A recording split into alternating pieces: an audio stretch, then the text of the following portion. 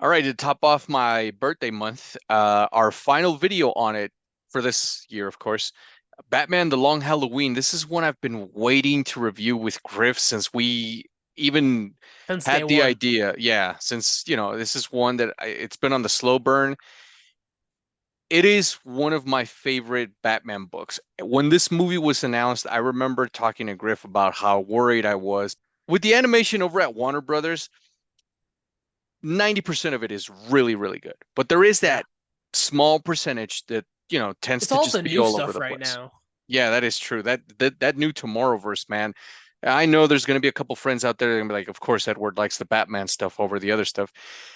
Tell me right now, go watch the Tomorrowverse that outside of Batman: The Long Halloween, everything else I've seen is just well, there's a Justice Society one that's okay.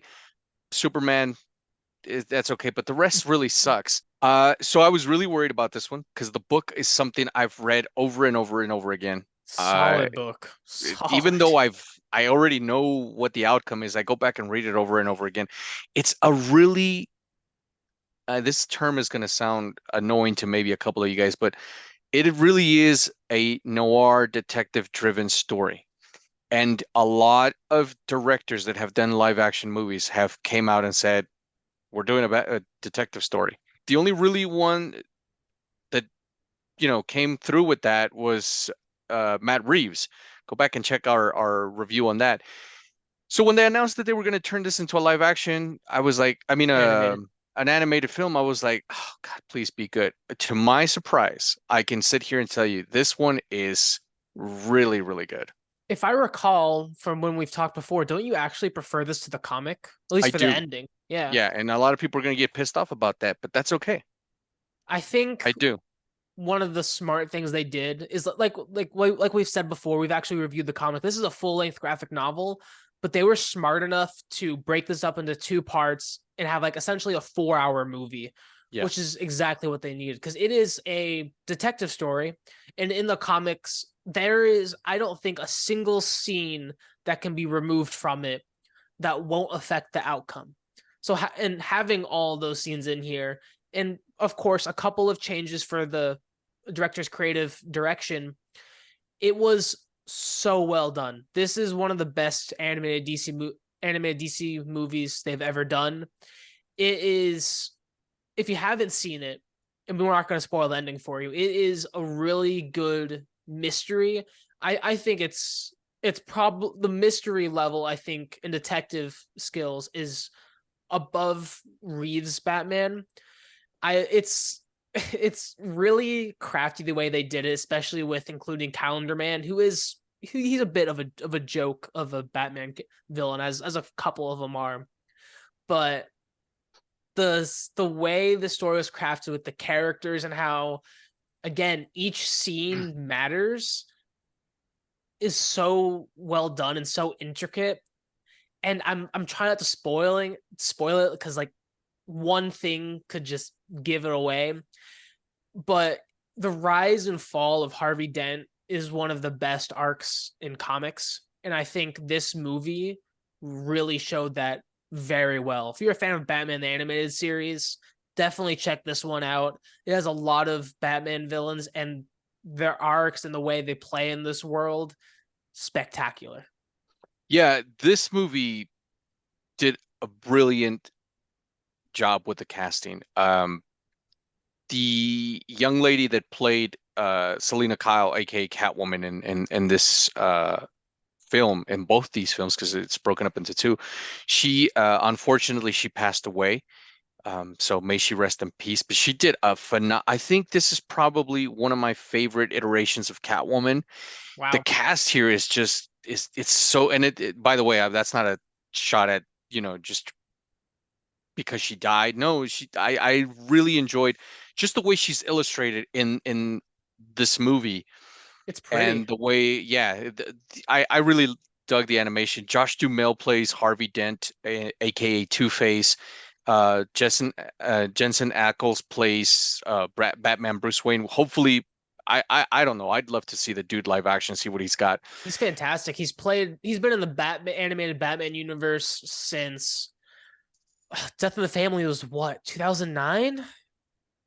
Under the Red Hood, but yeah, Under the Red Hood. Yeah, yeah. Under yeah. the first one's Under Red Hood. He's been in here for almost 10 years and he's finally moved his way up to Batman and he did a spectacular job. I dug the dude as Batman, honestly, and I really like the design of Batman. Here's the thing, disclaimer: a lot of people are gonna be like, "Fuck you, Edward." In the Long Halloween, I wasn't a, although that is one of my favorite books. I wasn't too much of a fan of the art, of the way they were drawn. Oh, I disagree. I But think that art was spectacular. But yeah, no, I mean, continue. I'm not No, no, trashing it. yeah. I Oh, just I know that. I'm just I giving prefer my this. Like opinion. Yeah. I thought we were gonna get like a direct, almost a copy of it, Hmm. but I really like how the colors just jump at you here, like Yeah. Batman standing in the shadows, his silhouette, I the mean, just way look at our Selina, backgrounds. This is art from the movie, and it just yeah, look at the colors, look at the detail. It's really well done. you get a lot of the rogue without spoiling anything. You get a lot of the rogues gallery guys in here, and they really give most of them a big shine. Gordon, the dynamic between Gordon, as Griff and I have spoken before about the Burton movies and other movies, here there really is that cop, bad cop dynamic between him and Batman. Batman here has to learn how to be the world's greatest detective.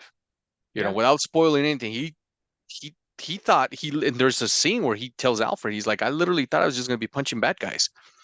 And Yeah. he's got to use his head here, which is, I love Batman beating the crap out of people all the live long day. I could see that. I could watch 4 hours of Batman beating the crap out of people. However, having said that, I do really like when Batman uses his brain. I think that is brilliant because a lot of Some of people his best think of stories. Batman. Yeah, exactly. A lot of people think of Batman as just a guy who beats people up. But when they see how intelligent, 'cause you got to remember Bruce Wayne's up there on in intellect with Luthor. So he's a very smart dude when he's forced to have to. And I love that he's forced to do it. Not like because Tony Stark understands naturally. You know, Yeah. Batman's he's gotta be put in that situation where he has no choice because he probably would rather just beat the crap out of you instead of having to think. Yeah. Uh, Here it looks really good. And I apologize. We keep going back to the Reeves Batman movie, but that movie took heavy inspiration from this film. So if you do enjoy the Reeves Batman, definitely check this one out because you're gonna like it. It's the same sort of tone, but dialed up even more, and it's very good. I agree If 100%. if we haven't convinced you yet to watch it, I don't know what else we can really do. This is one of the best Batman films out there, animated or live action. And I think that going from a lot of the previous animated Batman iterations to this one was really well done because it has even in animation it's been a very action heavy, so seeing this taking their time with the 4 hours, it is extremely well done, and it did set, I guess, a new precedence for Batman, a new level of expectation for us. Oh, 100%. And going back a little bit to what Griff touched upon, the fact that it's broken up into two parts is brilliant. They did something similar. Well, no, they did the exact same thing with The Dark Knight Returns. It's Also solid. broken up into two parts, and that movie couldn't have been done in one. You just would be It could, you'd but be it just have a missing longer so movie. exactly. There's a Yeah. reason why some of these movies are the length that they are. Breaking this one into two parts. I remember when this one first came out, I in preparation for it, I went back and I read the comic. And even once you finish the comic, and to be honest, even once you finish this film, I don't know, maybe I'm just psychotic like that, but I've asked myself so many questions as to it's clear as day the outcome, but I still think could have gone another way. And I'm Yeah. curious, sound And off in the those comments, you know, if you think the same way. This is one of those movies that to me it does much more than just give me a Batman movie. It gives me a great thriller on the level of Silence of the Lambs. Fuck anyone that says different. On the level of Red Dragon, on the level of Seven, which is a phenomenal movie. Which again, even Matt Reeves is like, I'm taking heavy inspiration from those movies, uh, The French Connection and Batman: The Long Halloween. which is something, to be honest with you guys, when directors said, I've said this to Griff many times, we have a laugh about it. When directors say that, I almost do the Tony Stark eye roll thing because I'm like, this is like the fourth dude that says that. Reeves really gave us that. This movie, if you haven't seen it, go watch Go. it. I don't know what to recommend first. Read the book, watch the movie, read the book. You could do it Whichever in one, either order. I whichever one of those you do, I guarantee you're gonna go do the other when you're Yeah, done. this it's very well done. Please let us know your thoughts in the comments. As always, leave a like, comment, subscribe, hit the notification bells to stay up to date with our current videos, and we'll see you guys next time.